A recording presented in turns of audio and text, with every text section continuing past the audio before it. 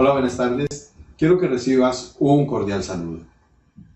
Si usted le pregunta a cualquier cristiano que lleve un tiempo prudencial o prudente en el Evangelio, ¿cuál es el campo de batalla espiritual? Casi que el 100% le contestará que es la mente, lo que es absolutamente cierto. Es claro que la batalla espiritual se libra en la mente de toda persona, creyente o no. Así lo vemos desde el huerto del Edén, cuando Satanás gana la batalla en la mente de Eva y la induce al pecado, y con ella también a Adán, e introduce el pecado en la vida del ser humano. En estos últimos tiempos, sigue siendo el pecado lo que nos separa de Dios y nos conduce a la muerte eterna y en ocasiones a la muerte física. Pero la estrategia de Satanás ha cambiado. La batalla sigue siendo en la mente, pero ahora Satanás lo que pretende es quitar de nuestra mente el concepto del pecado. Y lo está logrando con éxito en la vida de los no creyentes y, lastimosamente, con relativo éxito en la vida también de los cristianos.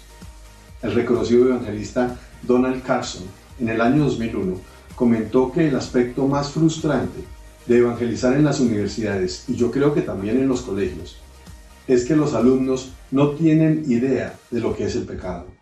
Dice Carson, saben muy bien cómo cometerlo, pero no saben qué significa. Y eso pasa no solo en las universidades y en los colegios. Hoy en día, los casados no cometen adulterio, solo tienen una aventura. Los jóvenes no fornican, solo tienen una vida sexual activa. Los ejecutivos no roban, solo se apropian de dineros ajenos. Los hombres ya no miran con lascivia, solo observan indiscretamente. Los violadores, pobrecitos, son enfermos sexuales. El pecado pasó a ser una enfermedad o una expresión de mi libertad, porque yo puedo hacer con mi vida y con mi cuerpo lo que yo quiera.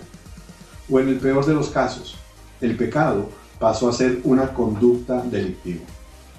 Pero el concepto de pecado, con relación a ofender con mi conducta a Dios y merecer por eso un castigo, ha desaparecido de la mente de muchas personas. Y en cuanto a los creyentes, el asunto pasa por dos aspectos a mi juicio. El primero es que vemos el pecado como un problema solo en la vida de los inconversos. Casi que asumimos que el pecado toca solo a los que no son creyentes. Es decir, asumimos la misma posición del fariseo de la historia de Lucas 18. Y decimos, gracias Señor, porque no soy como ese pecador, como esos que no te conocen.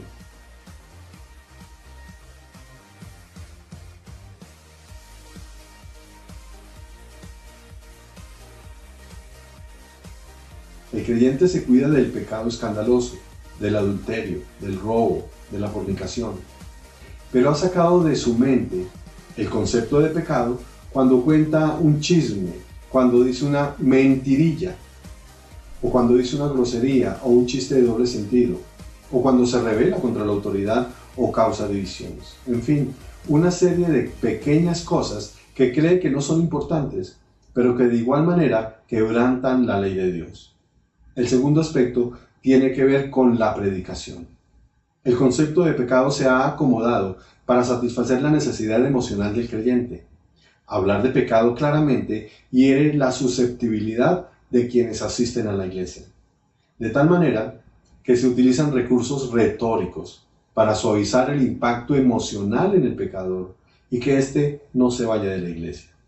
Y déjeme terminar con esto.